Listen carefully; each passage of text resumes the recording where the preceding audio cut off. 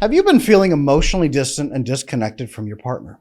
Are you struggling to maintain the intimacy and the connection? Let me say it a different way. Has the passion, that fire died in your marriage and you don't know how to bring it back? And you're probably feeling more and more mechanical. You're making more and more sacrifices trying to make the other person happy, and it just keeps slipping away. You've probably been wondering, is it time to terminate this thing? Is there any hope? But you don't want to end your marriage for a variety of reasons, and you're trying to find an answer. Today, in this video, I want to show you exactly what's happening. I wrote a book on this topic, and today I'm going to make it very, very, very simple. There is something probably happening called avoidant attachment style. This is not a diagnosis, and this is not me saying there's something wrong with you, but you might be embodying something called avoidant attachment style. These are behavioral patterns, choices that you make that you don't even know that you're making inside your brain. They are made for you based on chemical issues, chemical challenges, hormonal challenges, all the way back from childhood that are still impacting you. It impacts the way that you seek pleasure, the way you experience pleasure, blocking your bonding, and stopping you from getting the hormones that the vast majority of human beings experience. You aren't playing with the full set of information, so you're making decisions based on flawed data. Okay? Avoidant attachment style in particular poses significant challenges in relationships like marriages and can lead to feelings of loneliness, isolation, and a feeling like commitment is for chumps. Even if you get married, you probably will feel like you have made a bad choice, and you'll be fighting continuously against the craving, the desire to escape. Not that you hate your partner or that you don't have responsibility or you don't have a conscience, but because it feels like a losing game, like a ship that is going down. And you might be feeling right now like that captain who just has to stand there with his hat in his hands on the bridge waiting to sink. You do not have to. There is absolutely hope for change. In this video, I'm going to show you practical strategies for avoidant men in particular. Hello, there's a lot of you watching this channel, to overcome your emotional barriers and build a stronger, more fulfilling marriage. And frankly, and I want to call this out immediately, it's going to be emotionally and hormonally fulfilling also for you. This is not a video teaching avoidant men how to shut up, make your partner happy at your expense, and just go down with the ship for the rest of your life. That's pointless. That will never work. Everyone will be miserable. The point of this video is to show you how to build a mutually fulfilling relationship for minimal investment that grows your returns massively over time. We're going to explore the importance of things like, yes, self-awareness. I need to show you where you are causing some of the challenges. Better communication strategies. Exactly what you need to do to start getting the hormonal bonding that will fulfill you and fulfill your partner. And when to seek some professional help, because some people do get stuck. I've been helping avoidant people and their partners for well over 15 years now. I know that there are places people get stuck. I'll show you exactly what that looks like and when to reach out. Okay? Get ready today in this video to learn about understanding your avoidant attachment, breaking free from those emotional patterns, and fostering deeper connections with your spouse that can last a lifetime. So let's go. Now, if you've been watching this video for a while and you're avoidantly attached, glad you're here. Glad you're still here. A lot of avoidant people watch me for the first time, think, okay, this guy's he's gotta have a trick. He's got a gimmick. Something's not right here. I like what he's saying, but I like it too much. And then they say, I'm just going to watch and see what he does. And they watch for about 6 months, maybe a year. I get a lot of sheepish emails. Adam, I'm one of those avoidant people that's been circling for a year. Sorry. No, it's all good. I know this is part of the process. I'm glad you're here. Happy to learn, happy to teach, happy to share. Okay. So number one, welcome. Welcome to the home of avoidant attachment on the internet. We don't kick avoidant people here. And number two, I need to help you understand avoidant attachment style. There's a lot of videos here on my channel explaining the biomechanics of it. I have the biochemistry of avoidant attachment style. I have what a man with avoidant attachment style needs to be happy. I have how to love a female avoidant partner here on this channel as well. I have tons of avoidant videos that have gone over this. What I am going to do today is tell you this, okay? The quick and dirty of what you need to know. As a child, you did not get the bonding hormones you needed, probably because other people around you were arbitrary, scary, stressed out, distant, emotionally aloof. They had challenges themselves. They were traumatized. They were avoidant. Something went wrong. You might have been responsible for taking care of your anxious mom's emotional needs, and it felt overwhelming. There's so many things that can lead into that, but the answer really here is this: you did not get the oxytocin bonding you needed, and you entered a chronic sympathetic nervous system activation state. This is fight or flight, okay? Fight or flight is constantly clicked on. It doesn't mean you're always scared. It means you actually dissociate away from fear and have tremendous courage. It's a hardcore lone wolf survivor state that does not allow you to come out of your sympathetic nervous system hardly at all. You cannot enter what's called the parasympathetic nervous system, the rest and digest mode. And that means your oxytocin receptors are blocked. It prevents you from that emotional, sentimental love hormone for snuggly for purposes and feelings, and it blocks that for you. It's a defense tactic to keep you alive and to stop you from bonding with other people, but it's also designed to keep you in an elevated, agitated state all the time. If we took a chimp and scared the heck out of it and made it afraid of other chimps and then also threw it into a dark forest full of leopards and tigers and gave it one sharp stick and said, stay alive for the next 10 years, that chimp is not supposed to bond with other chimps. It's also not supposed to relax or sleep well at night or feel happy or feel fulfilled or dream of someday settling down on a happy little farm with its happy little wife. It's going to survive. It is going to be an insomniac and stressed out and agitated and resource focused and survival focused all the time. It's going to chronically catalog and look at risks all the time more than anything else. Negative thoughts keep it alive. Unhappiness keeps it alive. Stress keeps it alive. Insomnia keeps it alive. These are survival adaptations. So if you have avoidant attachment style, I'm here to tell you that there's nothing wrong with you. It's that you've been in a state of being that is not good for you. But you're there because of your childhood environments, and probably because you also have patterns that makes you connect to people who are unstable.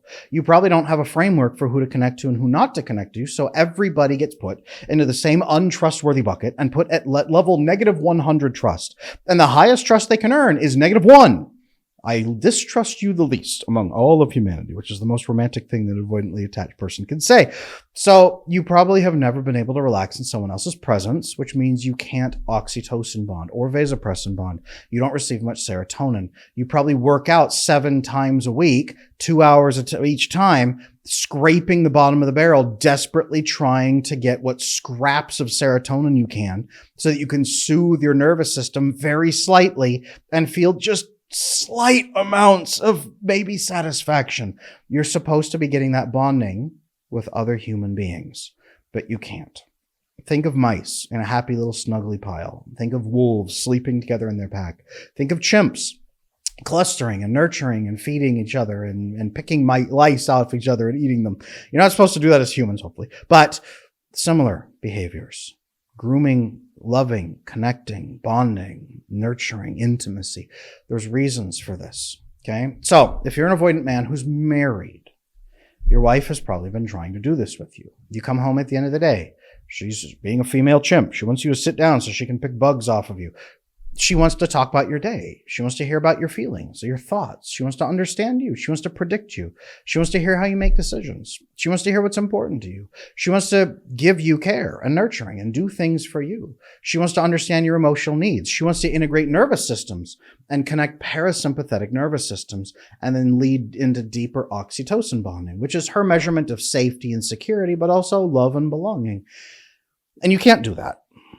You're a survival chimp with like a scarred face and a hook for a hand and a sharp stick and a tree. And you're like, no, chimp babe, I can't relax, not even for a moment, or the tigers will get us. I won't tell you about my day. That's pointless. And that's what you come home to with. That's how you come home. Okay. She can't bond with that. So probably over 10, 15, 20 years, her emotional starvation has gone off the charts. She's probably frustrated. She probably thinks that you don't care. Because again, the average human experience is to get oxytocin bonding. All secure people get it. Anxious people definitely get it, and they become junkies for it. And it's their measurement of safety. That's a whole other issue that does need to be fixed as well. Like I said, you're not the only one in this relationship, probably with challenges. But disorganized people also get it. And that covers probably 60 to 70% of the human population. 30% to 40% have attachment issues in the avoidant direction, who don't get the oxytocin bonding they needed. So you are in a vast minority, and other people won't understand that you don't have that average human bonding experience. So you'll be treated as if you are maliciously not giving oxytocin and serotonin. You give dopamine. Hey, you did this thing and it really hurt my feelings. I saw your browser history. I saw who you talked to on Instagram. You did this thing that hurt me. You forgot this event. You didn't linger long enough. That hug wasn't long enough. And so you have to give dopamine to try to calm them and soothe them for a week or two to try to get them back on track. But that's not what they're looking for. They're looking for whole different bonding exercises and experiences and hormones and neurotransmitters that you don't yet. Check out some of my other videos on this channel to go deep dive into some of those. But I want you to understand that this right here is the negative impact of avoidant attachment style. When I've had thousands and thousands of avoidant men come to me in coaching, or when I did therapy for them as well back in the day, this is what I needed them to understand. You're not bad. You're not unloving. You probably love your family a great deal.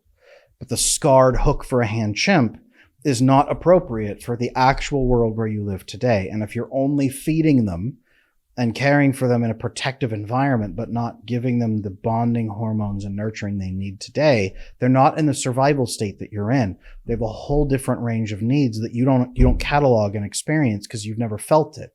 But it's also wearing you down. I did a live stream talking about how avoidantly attached men die early, 10 to 15 years early, with bad, painful deaths because of these biochemical practices. Okay?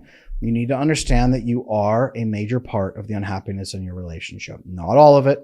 And I'm not here to beat you with a stick. What I am here to do is say, please gain some awareness. That is the 50%. The first 50% of this process is helping an avoidant person even understand there's an alternate way of being that is separate from where you're at. This leads us into this first step of what you must do. Number one, you have to gain that self-awareness, okay, and reflection. I encourage all of you right now to sit down and look at things that your partner is saying that you've never understood, what they're asking for, emotional intimacy. Why do they want to know about my day, right? Why do they want this snuggling? Why do they want, after the bedroom experience, to cuddle and snuggle? Why do they want this? What are they doing there? Write down the questions that have always puzzled you and see that list of questions. Probably it goes back to oxytocin, if I had to guess, to be honest with you, most of it.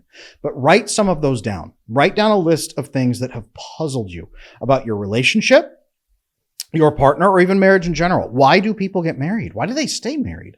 What is the fulfillment that other people experience that I don't? Write down some of these questions, okay? You also need to have a challenging session about your underlying beliefs, to be honest with you, because in childhood, you learned other people are arbitrary, hurtful, untrustworthy, too distant, too stressed, whatever it might be, that other people are unbelievable, untrustworthy. You can never believe in them or rely on them. They'll use it against you or abandon you or just resent you, pity you even, which is the worst thing you could probably imagine. These negative beliefs stop you from going out and having different experiences. This is why you've cycled with the same sorts of people, but accidentally driven away more of the healthy people that would give you different experiences. I want you to understand that your emotional right side brain, which is responsible for your emotions, your connection, your bonding, your fulfillment, your parasympathetic and sympathetic nervous systems, all of that. A lot of that's stored over on the emotional right side brain. And then in the hindbrain, this brain only believes proven fact. So if you sit for 20 years, reading books, listening to podcasts, watching these videos, my 1,000 videos here on this channel. If you just keep doing that, you accumulate logical left brain information that is completely hypothetical and unproven. It means nothing. You will not change your biochemistry or your relationships. Most avoidant people instead do this. They find a situation. They gather all this data. And then they find a situation and they silo off and say, I will think for the next 6 months about this problem in my relationship and never speak to the other person about it or ever ask their opinion or ever ask them to help me solve it. I will sit here alone. And whenever they look at me, I'll make this face, which is really, they think you're angry at them, but you're not. You're actually just nervous and thinking hard about how to talk about the problem without sparking problems, right? The avoidant person. The blank, but with widened eyes, like, oh no, something's about to happen. And you're going to silo off. And after 6 months, make a really, really painful, hardcore, like robotic, mechanical final decision. And then tell the other person. And the other person's first response is, why don't I get any input whatsoever? Why did you not consult me? Why did you not even talk to me about this? Why am I only finding out now after a decision's been made? Why were we never collaborative? The problem for most avoidant people is that they can never collaborate because it doesn't occur to them. You are not engaging in relationships. I don't mean that you don't care for people. I don't mean that you're a sociopath. I don't mean that you're, like lying or something. But a relationship is two collaborative beings working together transparently, to solve problems and to build fulfillment and to meet each other's needs and meet their own needs. But transparent communication, collaboration, that's a relationship. You don't have that. Okay? You're navigating around people tactically. A relationship is where you say, I'm having this thought. Here's a challenge I'm kind of experiencing. Here's what I'm thinking as far as a solution, but I'd love to get your input first. What are your thoughts? Do you see a problem? Does that solution make sense? Do you have a better solution? Is there something I'm missing? You get their input and then you talk it through because you trust this person not to use it against you, not to become screaming and angry, not to just lock you down and say, too bad, you never get to be happy again. I'm going to control you and manage you forever and hurt you. They actually will cooperate with you because they care about you as much as you care about them. That's a relationship. And until you have that, you will not have a fulfilling marriage. Okay? If you are stuck in that endless cycle of learning, but not proving, so you never believe. If you don't know how to collaborate and you're having a hard time even like finding the times to pop open and do that. If you don't know about solution-focused sharing and it feels like you can never open up or share because it's unproductive or it's scary or weird or confusing or humiliating. If you don't know how to do this and you're getting to a place where your marriage is really, really impacted and you're running out of time, that's where I would recommend getting some professional help. I have my attachment repair program that runs you through working on this. I've been helping avoidantly attached people and their partners for many, many years. I have coaches working under me now as well who are well-versed and certified in my methods, men, women, people that can work directly with you and or your partner in a relationship. So if you need that help and you're hearing this and it's feeling like a lot to try to fix, there is professional guidance to help you accelerate that process, okay? I'll talk more about that here in a little bit. You can also email me right now if you need to, support@adamlanesmith.com if you've got questions. I know avoidantly attached people don't like to ask their questions, usually open in public, totally fine. Shoot me an email, support@adamlanesmith.com. Go to my website, adamlanesmith.com, a lot of resources on there, okay? But that's point number one. Point number two, you need to start fostering deeper connections in your relationship. These are going to be those bonding hormones and neurotransmitters that you haven't really experienced much before. Your partner's craving them. You also need them, but you've never experienced them, so you don't really know what they look like yet. Part of it is like what we talked about a little bit ago, being transparent, open, and collaborative. That open, honest communication. I need to really emphasize to you the importance of that open, honest communication with your partner, expressing feelings even, which is sensory data. Feelings are sensory data. I'm feeling this in the relationship. I'm not really sure what it means. I'd like to solve it together so that we don't lose this connection. And then we can find a place of deeper fulfillment to both of us. I'm feeling overwhelmed emotionally. I'm feeling disconnected. I'm feeling a lack of pleasure. I'm feeling confusion. I'm feeling frustration. I'm feeling lonely. Now, I'm feeling these things. What do they mean? What's missing? What are some practical solutions we could implement? Do you have similar feelings? If you do, maybe we can work on these together. This is sharing your feelings as data and then finding solutions collaboratively together, finding needs and sharing those needs that you have. A lot of avoidant men in particular are focused on, well, I'm the scared chimp with a hook for a hand in the tree and I never, ever, ever need anything. So I'm fine because I'm technically alive right now. And that's not quite what you need to be thinking of. Needs would be like, how can you come out of your sympathetic nervous system and really immerse into your parasympathetic nervous system?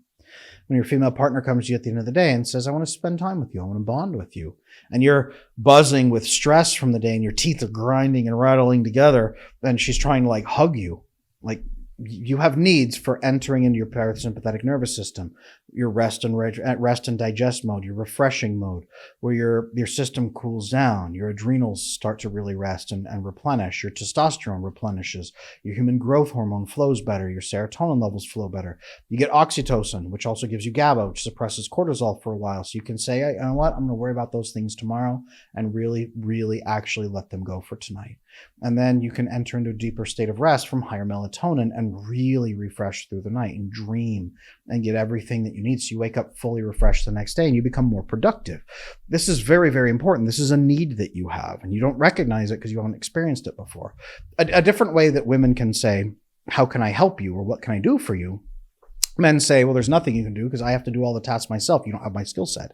But another way of saying it is, what can I do to enhance your rest, increase your productivity, or increase your chances of success? How can I support and enhance you?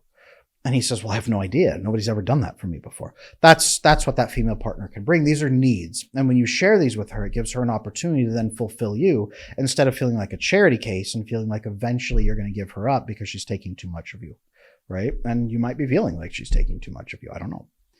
You need to also build trust and intimacy. So I share a lot of times with my coaching clients, the very first thing that I teach my avoidantly attached people is the 4 levels of trust, because you need to know who to trust and who not to trust. You need to be able to assign exact numbers for reasons to people and then resolve small breaches in trust. So it either returns them to 0 or enhances your trust in them because they resolve it with satisfaction, mostly self-policing on their side. There's also sharing trust by shared matched vulnerability. Vulnerability is a difficult word for a lot of people. All it means is that you take off your armor in front of each other, not anticipating getting stabbed, believing in fact that the other person will guard your unarmored place. That's what vulnerability is, right? Being able to remove your armor in the presence of somebody else, knowing that they will not only not harm you, but will diligently be guarding your, in that moment, nakedness. Okay, this is vulnerability. It's close friends, right? Entering into their war camp and taking off their armor because they are safe together in each other's presence. It's putting down your weapon out of reach, even with a good, trusted friend. It's not having to be completely on guard with these people. That's what vulnerability is. It doesn't mean you break down on the floor sobbing uncontrollably about your emotions. It just means that you are unprepared for betrayal, because it is the absolute last thing you could possibly expect from that person. In fact, you trust them to diligently guard you against accidental betrayals. Okay. Building that trust also means making the other person feel cared for and safe. A lot of women use the term safe, and avoidant men don't know what that means. Safe means predictable, stable, and valuing. You value them and you give them the nurturing that they need to feel safe. You also help them feel that you are predictable, you're consistent, that you're going to stay. Okay. Shared experiences is another thing. A lot of women need shared experiences, and men do too, to build the oxytocin bonding that you haven't experienced. They're supposed to get it through shared experiences. So is vasopressin bonding. This is also how vasopressin bonding comes to us. I have a tremendous number of videos on vasopressin bonding. I very much recommend you check it out. Men, and avoidant men in particular, have more vasopressin receptors than anybody else on the planet because your oxytocin receptors, when unused, shift into vasopressin receptors over a long enough time. There's also a place that we're going to have to set up in your relationship. I hate this phrase, safe, a safe place, right? I hate this. But what I mean, because in our culture, it's become like you are never allowed to say anything that might accidentally hurt my feelings. But that's not what a safe place in a marriage should be. It's an agreement that when we are here together, if something is said that's a little off-putting, the other one does not react emotionally as if they're threatened and hostile. They react with curiosity, and they give the other person a chance to explain, and they ask questions, and they might say, hey, that actually really hurt. We need to really make sure we don't do that again, or this really bothered me. They can talk about it, but it won't be a place of instant reaction, right? It's removing the armor. It's a safe place inside that relationship where you can remove the armor completely. You can express yourself without fear of judgment or abandonment or anger or the other person turning on you. And this is what avoidant people especially lack, because they've never really had that either. A place where they could fully let go like that. That's usually why they don't have the parasympathetic nervous system activation or the oxytocin bonding, because they've never had that. And that's the intimacy, the emotional intimacy place that your wife is craving if you want to save your marriage. You're going to have to learn how to foster all of these things. It will be deeply rewarding for you. It's not going to be just putting up with her and helping her feel happy at your expense. Yes, it will require some emotional investment on your place, maybe some financial investment, even if you need some proper guidance in doing this. I'm aware, as I'm saying all of this, that it sounds like a tall order, and most avoidant men have never experienced anything like this before, which is exactly why me and my coaches are standing by, ready to guide people through this process quickly and efficiently so that you can start doing this very fast, because you're going to need to be able to do that to get out of your own rut, but also to preserve your marriage and then build fulfillment with your partner. And then finally, do you remember we talked earlier about that loneliness and isolation feelings? A lot of times avoidant people feel that all the time. Like a crowd of people is actually the loneliest place for you probably, because you're constantly on vigilance and guard against other people and threats and whatnot. But your partner probably also feels lonely and isolated because they don't get the oxytocin bonding they need, and they know it's available, and they start to assume that you're not giving it to them on purpose. So then they start to get resentful. You need social connection. You need, to be honest with you, 2 or 3 healthy, fulfilling, secure relationships. Even in one within your marriage, but 2 outside your marriage with friends or family, people that you really care about and who genuinely care about you.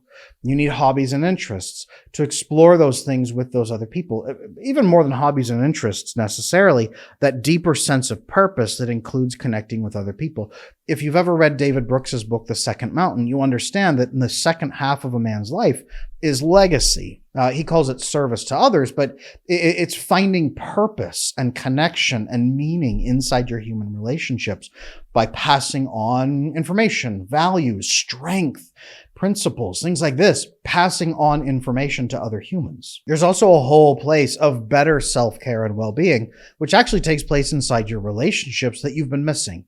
You don't manage stress well because you have to rush away from other people, isolate, and then dopamine binge or numb yourself with chemicals to try to cool off. Or you have to work out for 3 hours every day to scrape the bottom of the barrel. The self-care and well-being you need is actually best done inside relationships, even for 20 minutes, even 20 minutes a day of really close emotional bonding can really carry you better than a week worth of all the other things that you're trying to do. That's why your productivity goes up and you actually have more time for yourself. Imagine if you didn't have to work out 3 hours a day to scrape the bottom of the barrel just to be barely functional for the rest of your day. Imagine if 45 minutes of a workout was amazing and you woke up feeling even better than that before the workout. So then the workout was just the cherry on top. What would you do with an extra 2 hours a day? And yes, I will say one more time, your partner needs to be doing a lot of this too. This is not all on avoidant men to fix. It's also not all on anxious women to fix. A marriage takes 2 people. There can't be one participant and one beneficiary. There needs to be 2 active participants who are collaborating together, not siloing off and each trying to solve it on their own. I've seen plenty of relationships do that too. That's what brings most relationships into me, is that both people are individually trying to solve it and both frustrated and both convinced that they're the only one taking it seriously. That's where most couples have come into me over the last 15 years. So working on this practice together is absolutely crucial. And if you can't unify on that, you definitely need some help. So through the course of this video, I hope that you've gained a deeper understanding about why your avoidant attachment style is a major contributing factor to the unhappiness in your own life, but also in your marriage. It's not going to go away. And if you're just trying to run the clock and one of you die before you have to face the comeuppance for this, it's best to take care of it now, because you can preserve yourself for longer, have a higher quality of life, and not have to be afraid. You can be fulfilled and joyful, and your partner can be too. And in turn, once they are, they can return that benefit to you again, so your life improves even more. So I'm just going to say this. I'm going to offer on the table. If you are ready to break free from avoidant attachment style and build a stronger, more fulfilling marriage, our team is equipped to guide and support you to learn practical strategies for understanding yourself, fostering deeper connections, and creating a lasting bond with your partner. Something that when you invest with them, you get massive return on investment over time, for less investment over time, and more fulfillment as time goes by. Okay? Please reach out. Drop a comment below, hit adamlanesmith.com, the website, or send me an email at support@adamlanesmith.com. My team and I are all here to help, and we are ready to assist you in building a phenomenal marriage that feels right and gets you several hours a day, not only of higher productivity, but frankly, just gets you the time back. What would you do with an extra few hours a day? And what would you do if you never had to have a long emotional argument with your partner ever again? How would you invest that time? That's what I want you to think about. Please take some time, watch some of the other Avoidant Man videos here on this channel. If you're an avoidant woman, a lot of this holds true for you during this video as well. I get a lot of those questions on here. Honestly, guys, I'm here to help. Please just remember that. For now, I'm Adam Lane Smith, the attachment specialist, and I will see you in the next video.